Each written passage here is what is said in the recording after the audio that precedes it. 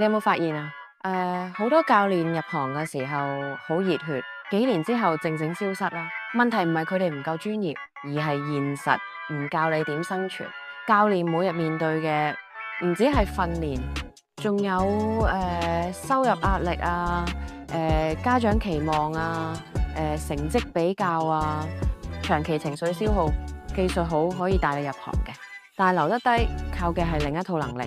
點樣由靠體力教學咁變咗靠系統生存呢？點樣唔被家長情緒拖走？點樣唔因學生流失而崩潰？